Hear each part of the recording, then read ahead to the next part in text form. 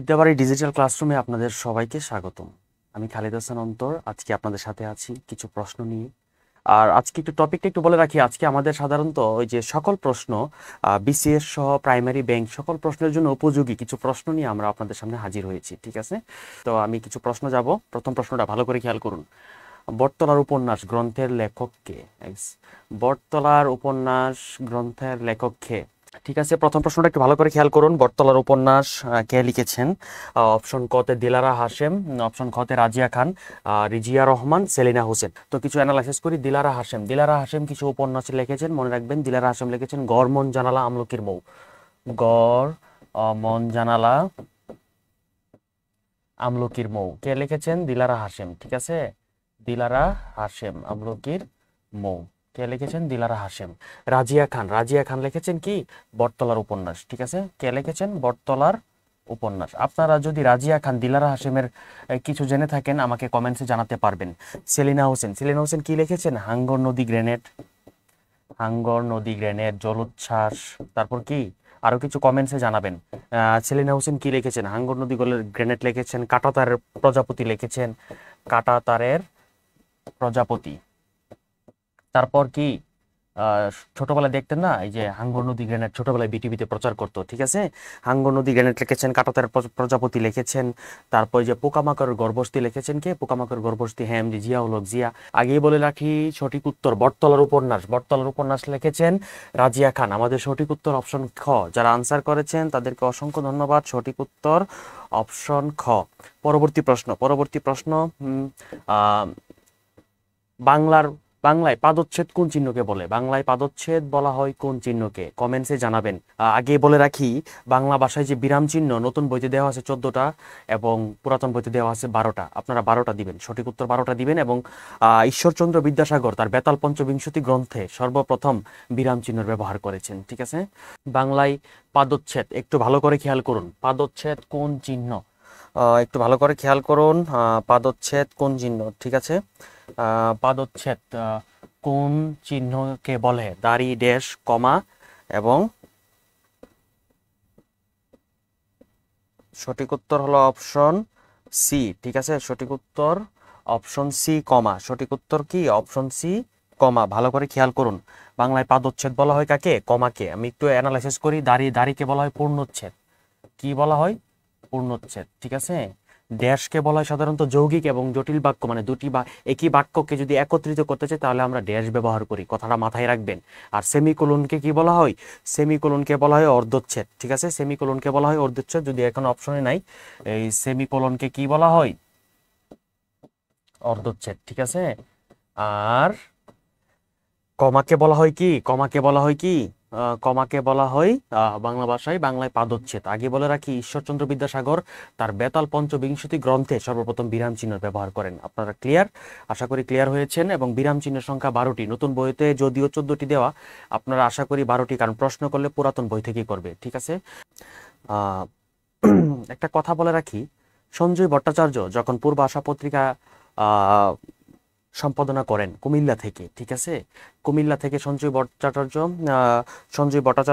পূর্ব আশা পত্রিকাটা সাধারণত সম্পাদনা করেন এবং ওই সময় ওনাকে কল্লোল পত্রিকা সম্পাদক ওনাকে সমর্থন দিয়েছিলেন। সুতরাং আমাদের সঠিক উত্তর হলো পূর্ব আশা পত্রিকা সম্পাদক কে?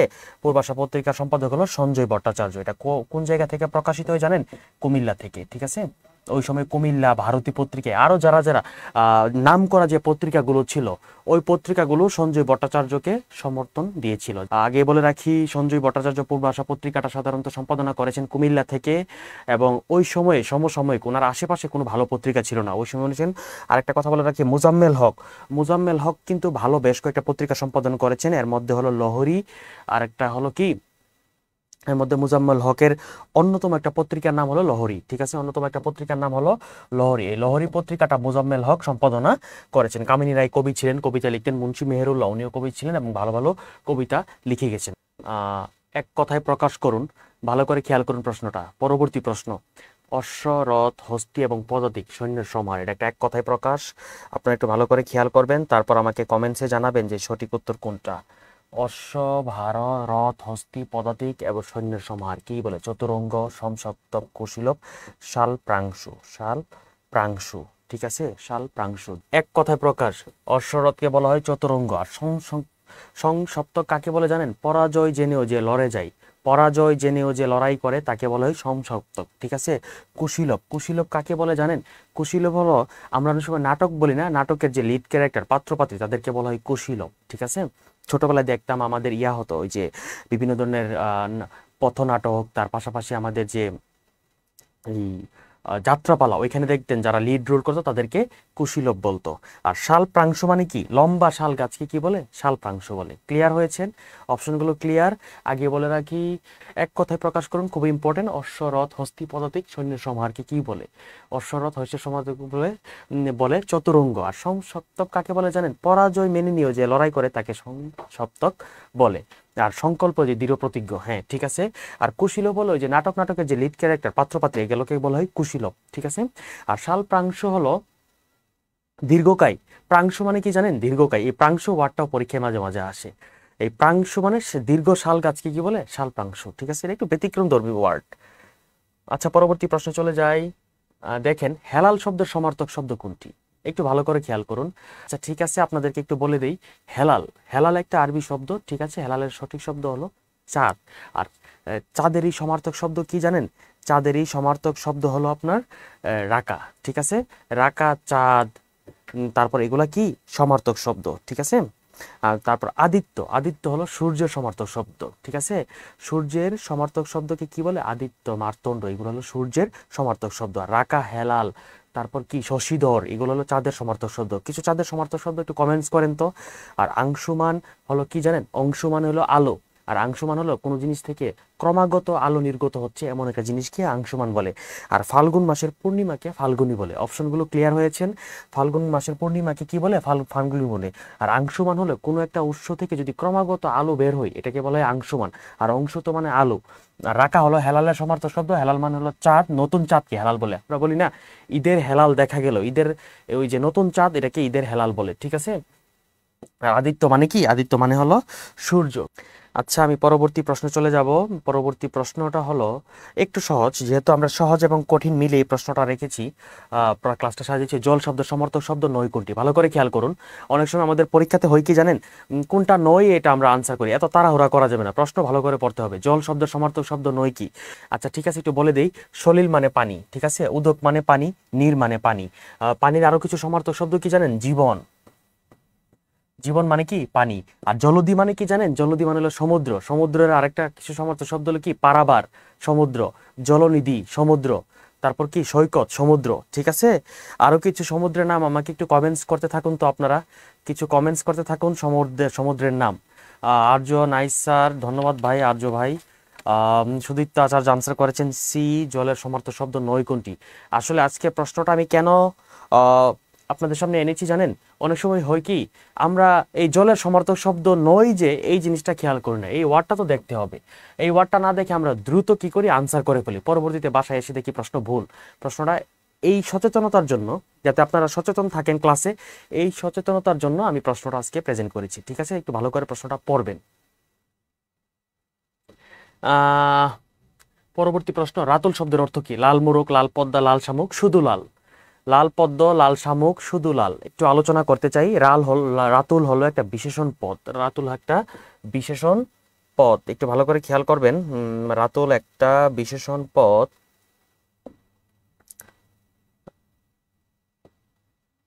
রাতুল একটা বিশেষণ পদ। সাধারণত রাতুল মানে লাল।